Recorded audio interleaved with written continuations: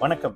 நமக்கு எண்கணி ஞானத்தையும், வேத ஜோதிட ஞானத்தையும், ஆன்மீக ஞானத்தையும் வழங்கிய அனைத்து குருமார்களுக்கும் நன்றி. என்ற அதே வேளையில் இது ஒரு ஜோதிட விளக்க வீடியோ விருப்பம் உள்ளவர்கள் தொடர்ந்து பார்க்கலாம்.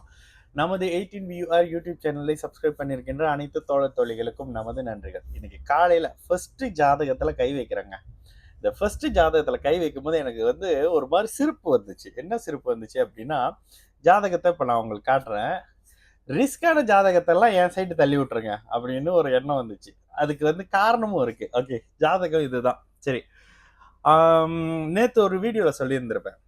பையன் நல்லா தானே இருக்காரு, எதுக்கு ஜாதகம் பார்க்க வரீங்க அப்படின்னு கேட்குற டைப் நம்ம. ஓகேங்களா?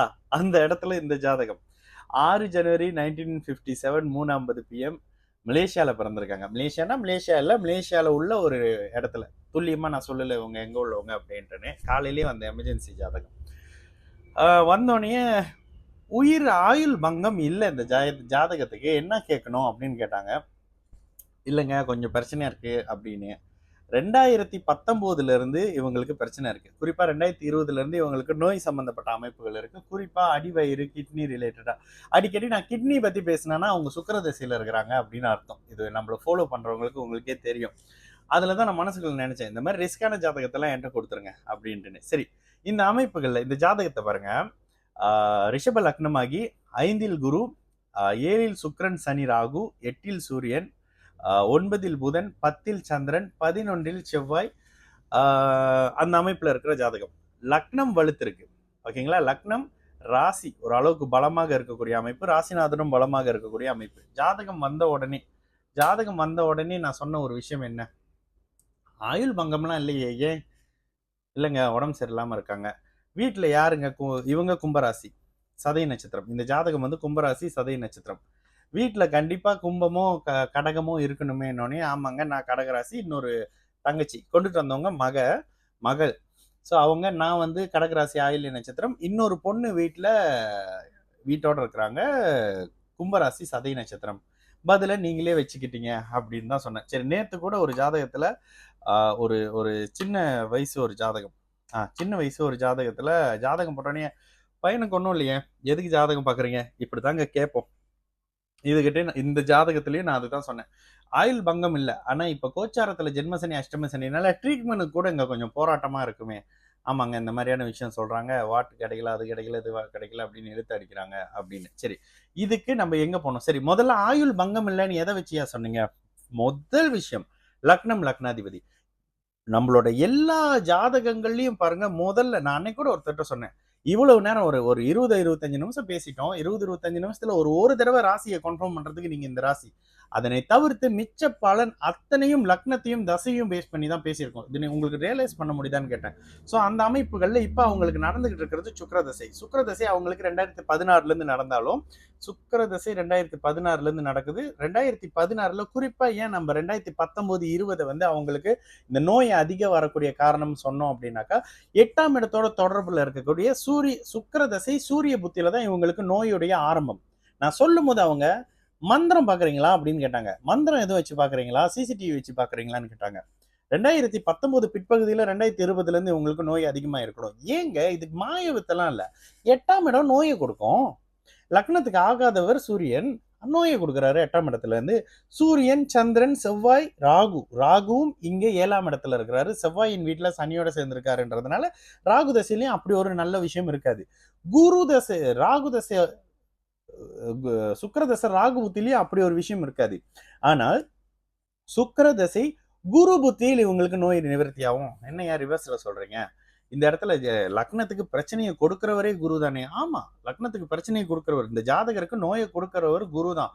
ஆனால் அந்த குரு 11ஆம் வீட்டோட தொடர்புல இருக்கிறாரு. லக்னத்தை மிளிர வைக்கிற தன்மையில லக்னத்தோட தொடர்புல இருக்கிறாரு. அப்ப குரு தானங்க கிளியர் பண்ணணும். விதிவிலக்கு அடிப்படையில இருக்கிற ஜாதகம் தானே. இந்த அடிப்படையில குரு தான் நிவர்த்தி பண்ணுவாரு. நோயை கொடுத்தது 8ஆம் இடம் அப்படின்ற அமைப்புகள்ல, அடுத்தடுத்து தசாபுத்தி அமைப்புகள்ல கணக்கு பண்ணும் பொழுது, செவ்வாய் ஆல்ரெடி 11ஆம் இடத்துல இருக்கக்கூடிய செவ்வாயின் தன்மையில வரக்கூடிய ராகுவே ஒரு அளவுக்கு சாந்தப்படுத்துவார். ஆனா அதை விட குரு தாங்க கிளியர் பண்ணுவார். நோயை குரு தான் கிளியர் பண்ணுவார். ஓகேங்களா? அதற்கு இன்னொரு பலம், இந்த இந்த இந்த சுக்கிர தசை லக்னாதிபதி தசை தானே, எப்படி கெடுதல் பண்ணும் நீங்க சொல்றீங்க அப்படின்னா, இங்க தாங்க சுக்கிரன் 28 டிகிரியும் சனி 16 டிகிரியும் கிட்டத்தட்ட பெரிய அளவுக்குள்ள சேர்க்கை இல்லை அப்படின்னா கூட இந்த இடத்துல ஒரு மாதிரியான டிஸ்டர்ப். ஆயுள் போகாது அப்படின்னு சொன்னதுக்கு 2 சுபர் வலுத்து லக்னத்தோட தொடர்புல இருக்கிறதும், சனி திக்பலமாகி லக்னத்தை தொடர்பு கொள்றதும். ஓகேங்களா? அப்ப இந்த இடத்துல ஆயுள் பங்கமா? நிச்சயமா இல்ல. ஆனா இத கொடுக்கும்போது எனக்கு ஒரு மாதிரி கர்வமா இருந்தது. ஆயுள் பிரச்சனைனா மட்டும் என்னதான் பேமெண்ட்டா இருந்தாலும் எமர்ஜென்சில கட்டி காலையில ஃபர்ஸ்ட் டே அட்மின் எனக்கு அத தான் குடுத்தாங்க. "இது பார்த்து குடுத்துடுறீங்களா? இந்த மாரி விஷயம் எமர்ஜென்சி ஹாஸ்பிட்டல்ல இருக்காங்களாம்." உயிர் ஆபத்தெல்லாம் இல்லங்க. அதே நேரத்துல ட்ரீட்மெண்ட் கிடைக்கிறதுல இன்னும் ஒரு 1 1/2, 2 மாசத்துக்கு அப்படியே இழுத்துக்கிட்டு பதில் சொல்லாம ஒரு மாரி நெகட்டிவா உடம்புல நீர் சம்பந்தப்பட்ட அமைப்புகள்ல கொஞ்சம் அப்படியே பிரச்சனைகள் வந்து நீரு இந்த இந்த கிட்னி ரிலேட்டடான அடிவயிறு நீர் சம்பந்தப்படுறது, அதாவது இப்படி சொன்னேன் சில விஷயத்த டீட்டெயிலா சொல்லி இருந்து திரும்ப மீண்டு நல்ல மாதிரி திரும்ப வர்ற ஜாதகம் தாம்மா, பயப்பட வேண்டாம் அப்படின்னு. இதனை சொல்றதுக்கு எங்க இருக்கிறாங்க? ஹாஸ்பிட்டல்ல இருக்கிறாங்க. இந்த கொஞ்சம் என் மூஞ்சில உங்களுக்கு ஆணவம் தெரியலாம் என் முகத்துல. பட் ஜோதிடம் தாங்க இதுக்கு பின்னாடி இருக்கு. உண்மையான ஜோதிடத்துல அப்படி கசக்கி டாக்டர்கிட்டயே நீங்க சொல்லிட்டு வந்துடலாங்க. இது இப்படிதாங்க. உயிர் போகுமா? போகாதா? சரியாகுமா? சரியாகாதா? இவ்வளவுதான் ஜோதிடம்.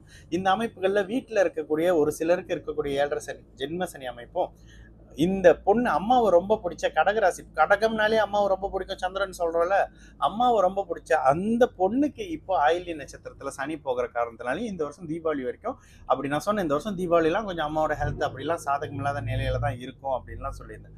ஸோ அதே நிலையில இருக்கக்கூடிய ஒரு அமைப்பு, அந்த மாதிரி ஒரு ஜாதகம்ங்க. ஜாதகம் மிக நல்ல அமைப்புல இருக்கு. இன்னும் அம்மா இருப்பாங்க. 85 வயசு வரைக்கும் இருப்பாங்களா? பூர்ண ஆயுசுங்க.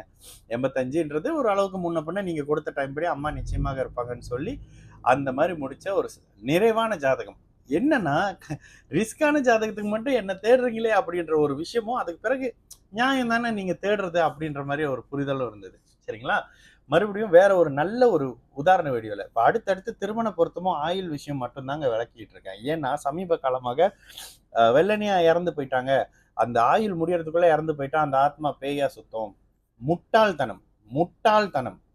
ஒருத்தர் பிறக்கும் பொழுதே எப்ப இறப்பாருன்றது ரெக்கார்டா இருக்கும். நான் ப்ரூஃபா நீங்க 10 ஜாதகம் எடுத்துவாங்க, 10 ஜாதகத்துல என்னால ப்ரூஃப் பண்ண முடியும் இறந்துருக்காங்க அப்படின்னு. சரிங்களா? அதனால இந்த ஆயுள் அல்ப ஆயுள் ஆவி அலையுது, உங்களுக்கு அனுதாபங்களை சொல்லிட்டு போக வேண்டியதான். ஏன்னா இங்க பாதி பேருக்கு ஜோதிடமே தெரியல, இதுல ஆன்மீகம் எப்படி தெரிய போகுது? சரிங்களா?